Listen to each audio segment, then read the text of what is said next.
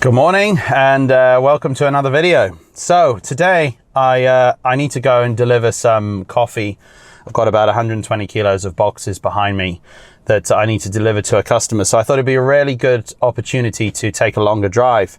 And when I say longer, I mean 85 miles each way. So it's from here to the east side of Kent, and that's gonna, well, the round trip is exactly 190 miles. So in theory, that's absolutely fine for the Polestar. Should be able to do that on the motorway, no problems. However, today it is cold. It's 5 degrees, and I have been preconditioning the car, getting it nice and warmed up at home while it's plugged into the mains to try and maximize my range as much as possible.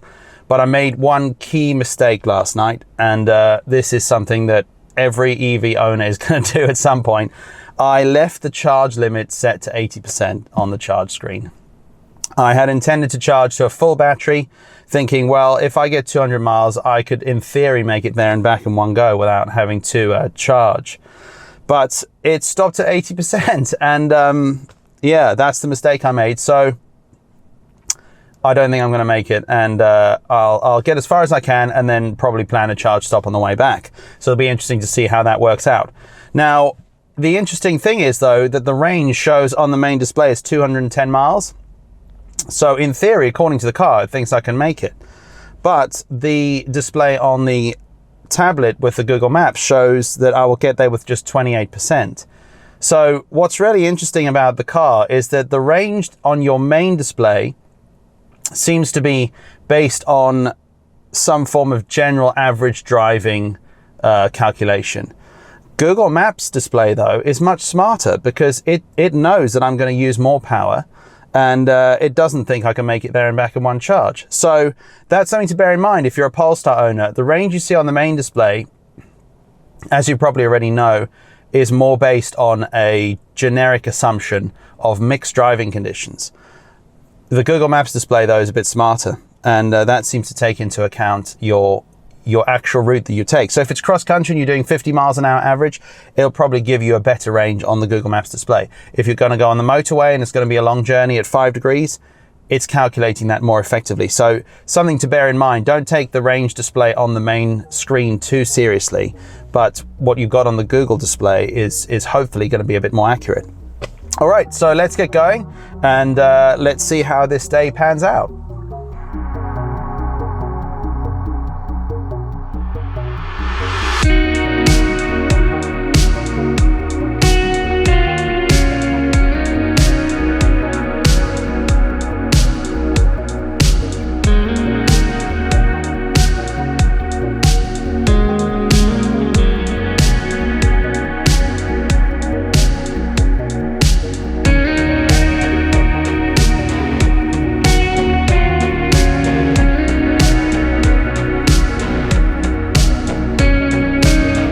Okay, so we're not too far away from the destination now, 15 miles to go.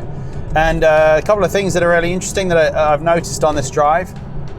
Google Maps originally said we'd arrive with about 28%. That's improved and it's gone to 37%. So that's a massive difference in terms of prediction. It was very pessimistic.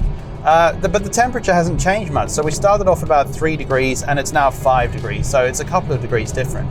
I'm not sure why that's so different in terms of maybe it's driving speed, something like that. I don't really know, but I've been driving, there hasn't been any traffic. I've been driving at a normal speed, 70 miles an hour most of the time.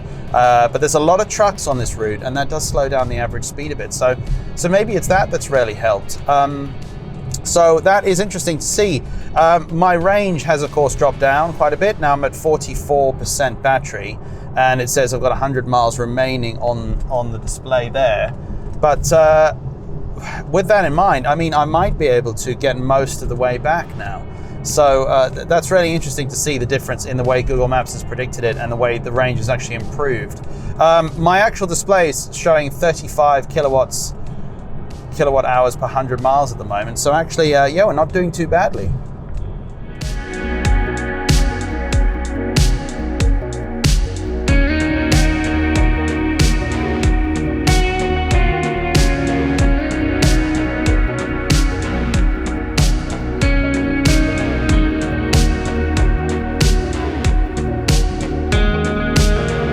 Okay, first part of the journey is done, 85 miles covered, and I've reached the destination having used 41% of the battery, so we're down at 39%. That's so frustrating because I know for sure now that I would have made it back on a single charge. Assuming there's almost no wind today, so I don't think there'd be any difference in the range going back. So it would have used 82%. I should have reached back at home with 18% battery remaining. It's actually pretty good. That would be 190 miles using 82% battery. But yeah, I've got 39% remaining. And if I head back, it says on the display, so it says it's 85 miles to get back. I've got 90-mile range according to the car, and Google Maps says I'll get there with 0%, and it's recommending to add a charging stop. So yeah, I mean, I'm pretty happy with that. 33.7 kilowatt hours per 100 miles. So actually that is not bad at all. I'm just going to quickly calculate that to see what kind of range figure we get from that. So let's see, 37.7, so 75 kilowatt hours usable battery divided by 33.7 gives 222. So yeah, I mean, this is really good. Like, this is the thing, so many people have had really bad experiences with the range on the Polestar, but my experience has been good. Like, it's 6 degrees outside, started off at 3 degrees, and I drove quite normally. You can see here on the display, average speed is 51 miles an hour, an hour and 44 minutes of driving, 33.7 kilowatt hours per 100 miles, covering 84.8 miles. So yeah, a good experience from my side, but let's see what happens on the way back home and if I can make it back without charging. I may have to stop and charge a little bit, but I didn't stop for anything to eat or drink, and I was a little bit hungry, and I do need to go to the toilet, so I might do that on the way back.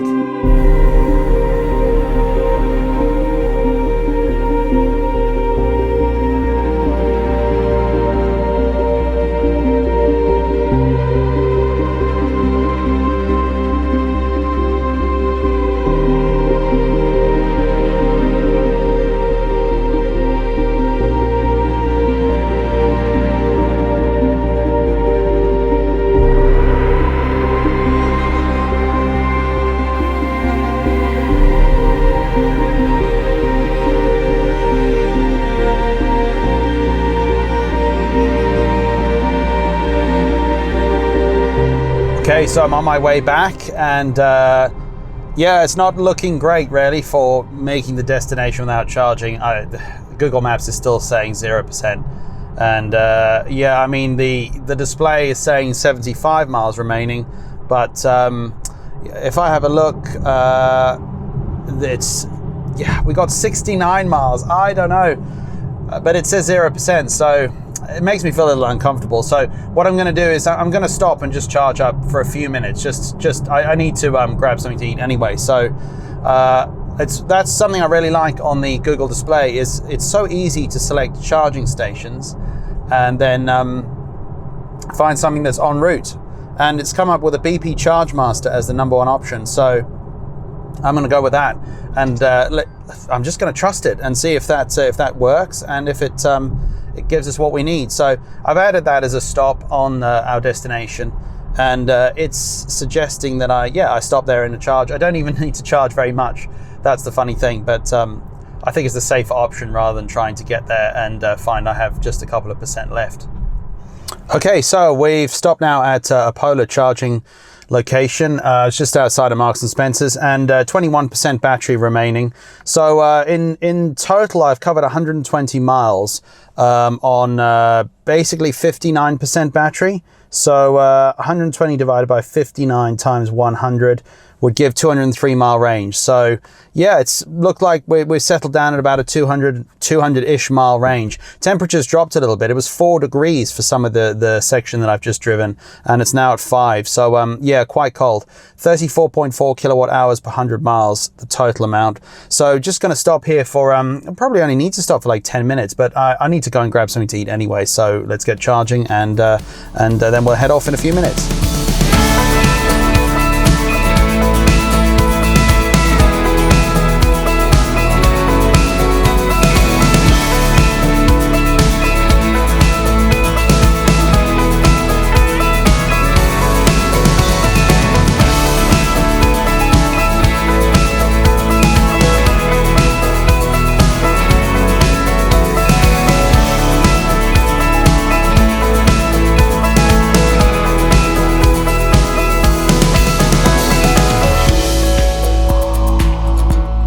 Okay, so we've been charging up for a few minutes. I think, I can't see the display. I think it's about 10 minutes. I'm going to jump out in a minute and have a look. That was enough time for me to go into Marks and Spencer's and grab a sandwich.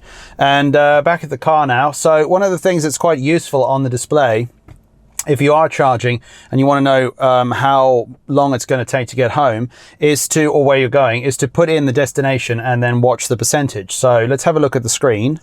And you can see here, if I type in where I want to go. So I'm going to type in, I'm going to go to work. So let's pop work in there. And there we go. So it says 7% on arrival. So 57-minute drive, 50 miles. And my range on the display now over here is showing 80 miles. So to be honest, I'd be good to go really on that, because I find this display, as I said earlier, quite pessimistic. And I'm pretty sure that if I head off now and carry on driving as I was, that I'd be okay. So one thing that comes up in discussion quite often is this charging speed on the display. So the Polestar doesn't show you how many kilowatts you're getting. You have to figure that out from the electrical unit that you're charging from. Mine is showing 135 at the moment. I'm charging on a 50 kilowatt charger. So assuming I'm getting, say, 48, let's 135. So 135 divided by 48 gives 2.8. And that's 2.8 miles per kilowatt hour of electricity. That's a fair number, I'd say. So if anyone's wondering roughly what multiplier to use, something in around the 2.5 to 2.8, I think is reasonable. Now, 2.8 actually equates to the driving that I've been doing today. So it looks to me like the display right now is, maybe this is just coincidence, it's still something I'm trying to figure out, but the display is showing 135 miles, and that is almost exactly the consumption that I've had today on this particular drive. So it could be that charging speed is related to your trip data. Hopefully it is, because that would be useful. If you're on a long trip and you're going quite far, it's nice to know what speed you're charging at to continue on that type of journey.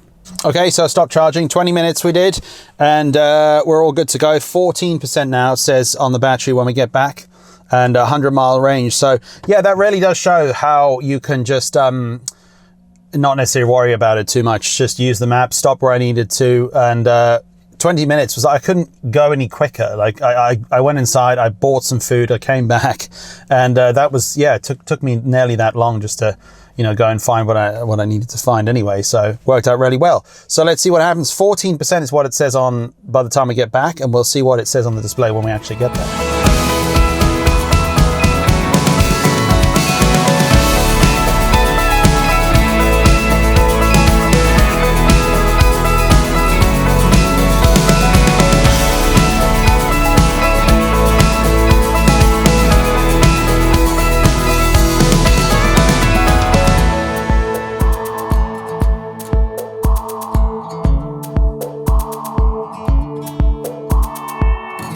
Okay, so we're back now, and that was quite a long drive, like the longest I've done in the Polestar, which is quite nice. Covered 170 miles with 34 kilowatt hours per 100 miles total. 3 hours, 34 minutes of driving, 50 miles per hour average. It was mainly motorway, I'd say, but like in the UK, if you know what it's like driving on the M25, you end up in traffic or some form of construction or stuck behind trucks. So well, this is not really the best test for if you're driving at 80 miles an hour. That's going to kill your battery for sure. But this is a real world test of driving almost entirely on the motorway from here to the east side of Kent. So 34 kilowatt hours per 100 miles. That's pretty good actually. That basically is a range of 220 miles. That is almost exactly what Polestar claim on their website. So one thing I wanted to really emphasize, having driven this kind of a route, is that there are a lot of people who are getting frustrated with the range. I've seen people say it's shocking, appalling, abysmal range. Yes, when you look at the world testing standards for how cars are tested, you will find that the range is higher. It's like 270, something like that. But it's the same with a diesel or a petrol car. How many times have you ever actually got the claimed fuel consumption in a test environment? So it's important to bear that in mind. Those cars are tested because they have to be in those situations. It's not the manufacturer trying to say, oh yeah, this car can do 300 miles. It's a standardized test. So that's an important thing to remember. Now, Polestar are transparent. On their website, you can select these different sliders. You can choose your temperature and your driving style, and it will give you estimated range. This drive today, the average temperature, it started at 3 degrees, it got up to 6, and I got an estimated range of 220 miles. Now, that is almost exactly what Polestar claim. And I'm not trying to fudge this. There's nothing in it for me. But it was just interesting to see that Polestar are honest and they're very transparent about that. So I ended up back here with 20%. As you saw earlier, the Google Maps was saying more like 14%. So I saved 6% in battery in this last section of the drive, which is good. So again, you know, that's a reminder that the Google is actually quite pessimistic. And you're likely to do slightly better unless you do drive quite fast. 75, 80 miles an hour, that's going to reduce your range. So yeah, I hope this has been useful. I mean, it was actually quite good because it was frustrating that I made that mistake this morning by not charging to 100% at home. But it actually gave me the opportunity to try out a real world scenario where I wasn't going to make it to my destination. And it turned out quite beneficial. But it was good proof as well that I would have made it if I had charged to 100% and preconditioned. I would have easily been able to do 190 miles. And in theory, I should have got back here with 20 to 30 miles remaining. So, yeah, one thing I should point out though, the trip computer says 170 miles. I took a slightly different route back. I think it may have shortened that down a little bit. I've also stopped at work on the way home, whereas I left from home. So that's maybe 4 miles shorter. So yeah, in case you're wondering why there's a discrepancy there. But yeah, I mean, it's good proof that it would have been possible with a full battery.